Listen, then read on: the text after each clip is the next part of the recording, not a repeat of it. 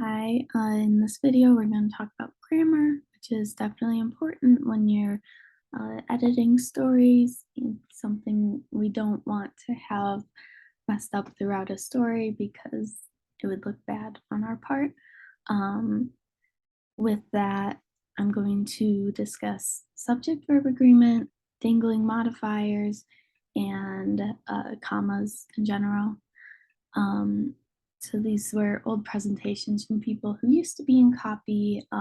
Since grammar doesn't change, I'm going to still use these presentations even if they're old. So first we'll talk about the conjunction and. This word is going to connect two or more phrases, and when you use it, you'll use a plural verb. So Bob and Tom crack jokes every morning on the radio. Bob and Tom together is going to be plural, which is why we use crack here rather than cracks. Uh, there's also or nor. This one's a little bit different. So it connects two or more subjects, but this time you'll match the verb to the closest subject. So in this first one, we see neither Joe nor his friends are going to the party. You can see his friends is right next to the verb, which makes it the closest subject, and that's why it's going to be a plural verb in the sentence. And then in the next one, we have nor again. However, this time the order is a little different. So neither his friends nor Joe is going to the party. So this time, Joe is the subject that's closest to the verb, and Joe is going to be singular. So that's why it's going to be a singular verb is instead.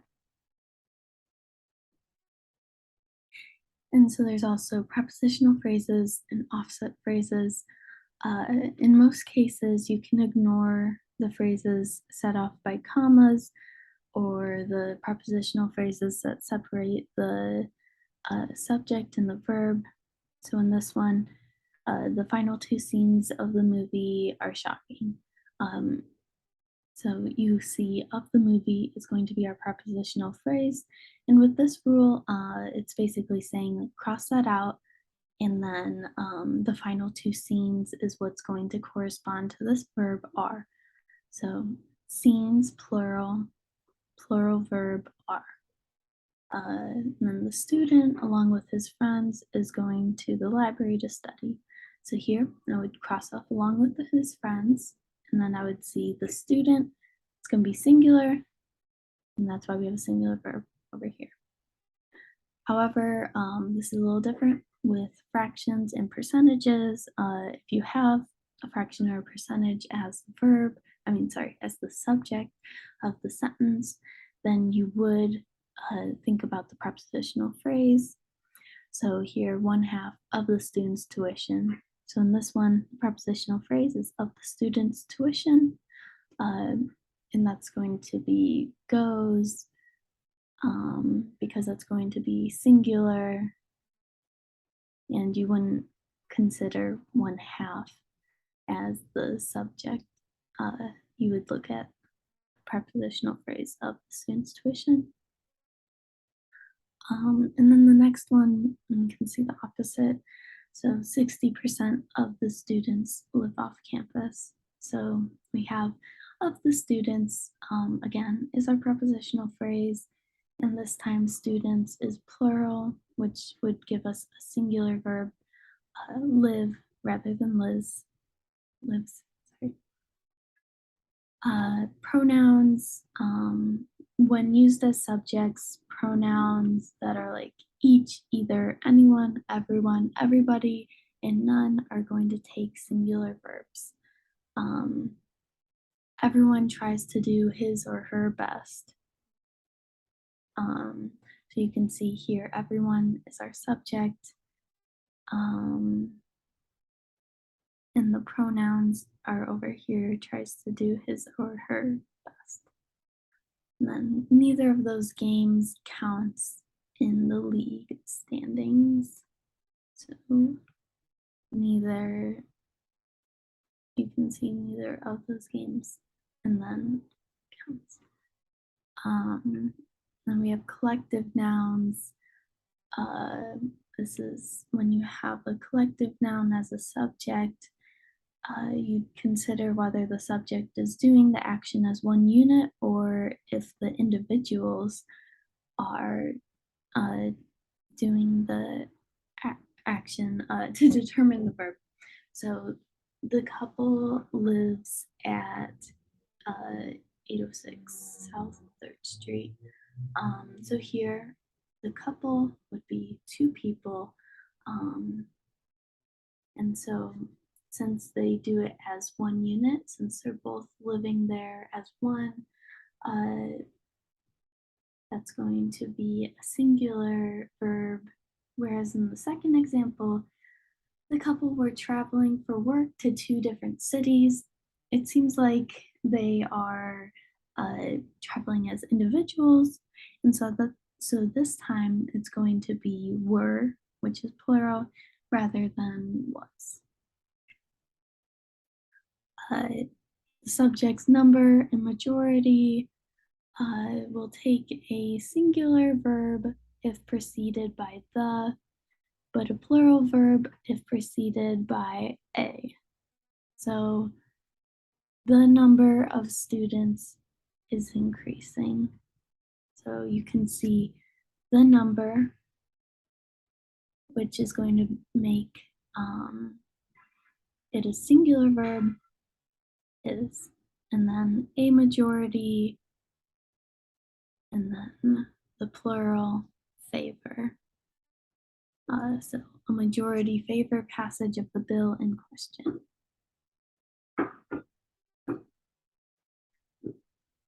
In this one, we'll talk about dangling modifiers. A modifier describes, clarifies, or gives more detail about a certain concept. It is a phrase or clause that is clearly and logically not related, or words it modifies. It cannot be corrected by simply moving it to a different place in the sentence, and it's mostly seen at the beginning of sentences. So there are a few different ways to correct this. I could leave the modifier as it is, change the main part of the sentence so it begins with the term actually modified. And this change will put the modifier next to the term it modifies.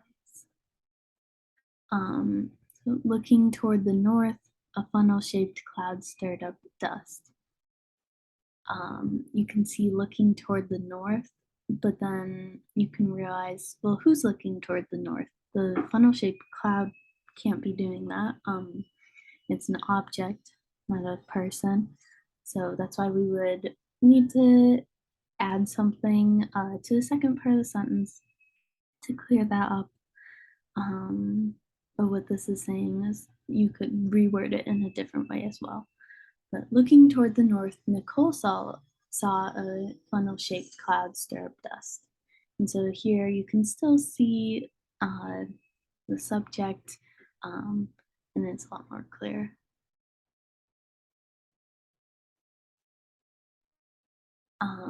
You could change the dangling modifier to a subordinate clause, creating a subject and verb.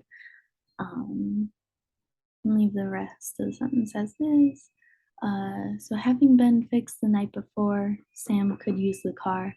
In this sentence, it implies that Sam was fixed the night before, but like at the end, you see car, so you think, well, that's probably what was fixed the night before. So we have to change it a little bit, and you could say, since the car had been fixed the night before, Sam could use it. So then it's a lot more clear. You could also combine the phrase and main clause into one. So to improve his results, the experiment was done again. You can see it's like his results, but then like it's not that clear uh, what's going on with the rest of the sentence. It's just an awkward way to phrase this. So I would change it, and you could definitely change it to something like he improved his results by doing the experiment again. It's just a lot more clear, a lot more obvious what they're talking about. Some more examples. After reading the original study, the article remains unconvincing. But who read the article? After reading the original study, Josh finds the article unconvincing. There you can see um, that he's the subject now of this clause, and it makes a lot more sense, right? The other one, without knowing his name, it was difficult to introduce him, and just a little unclear. It seems like a more ambiguous sentence, so that's why you would want to rephrase it. You could say something like, "Because Alex did not know his name, it's difficult to introduce him." And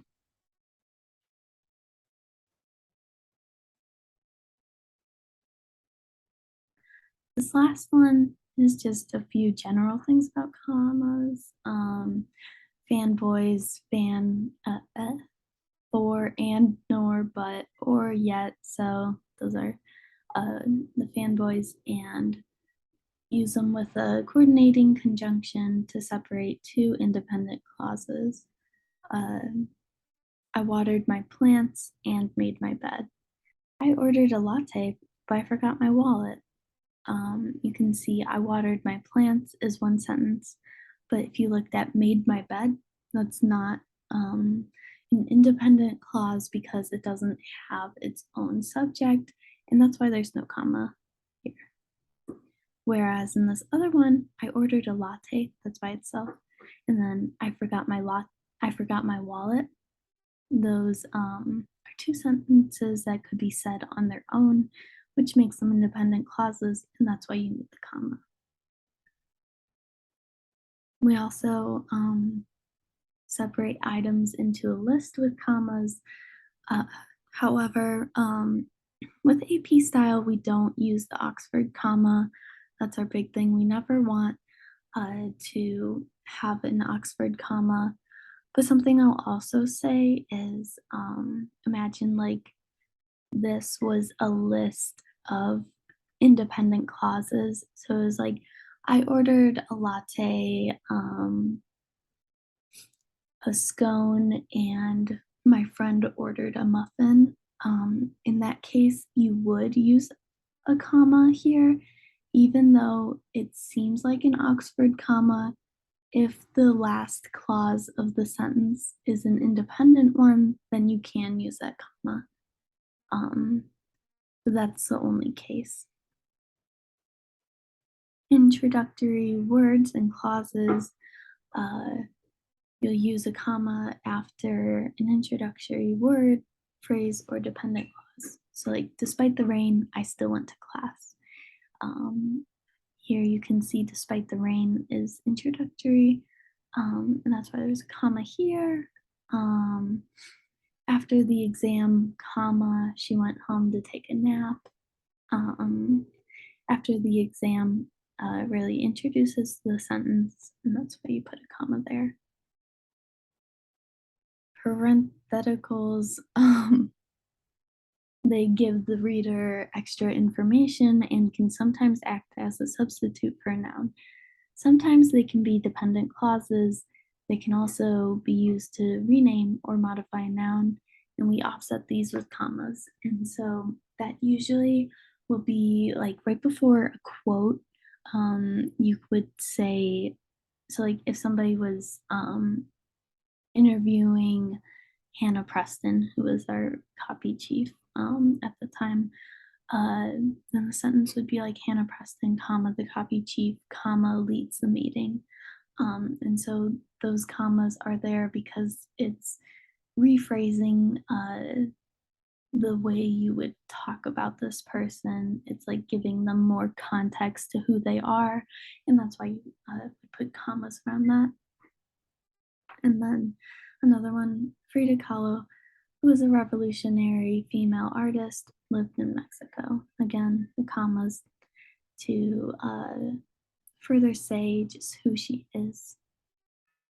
Um, Miscellaneous when addressing someone. So, what is your plan, Lovey Smith, to improve the football team? So, since you're addressing someone directly, you would put commas around their name. Um, you can also use them when using multiple adjectives that modify a noun in the same way. So the spoiled, comma, well-fed cats purred loudly. So spoiled cats and well-fed cats, those are both uh, things you're saying about the cats, and you would separate the two adjectives with a comma. And also, when you do a city, comma, state, there's always another comma after the state. Sometimes it doesn't always look right, but um, it is something that you would do. And also, maybe I can't edit this one. So he is from Portland, Oregon. In AP style, since we are doing city and state, you would actually abbreviate Oregon. You'd put period right here to shorten it, and then it would still be the comma after the period, and then and move to San Diego, comma California. California would be shortened to Calif, and then period, comma when he was 23. uh, Quotations. So, like in a quote, you say the quote, and then it's going to be comma inside the quotation mark, and then the attribution, which would be like Smith said or whatever. That's it for commas.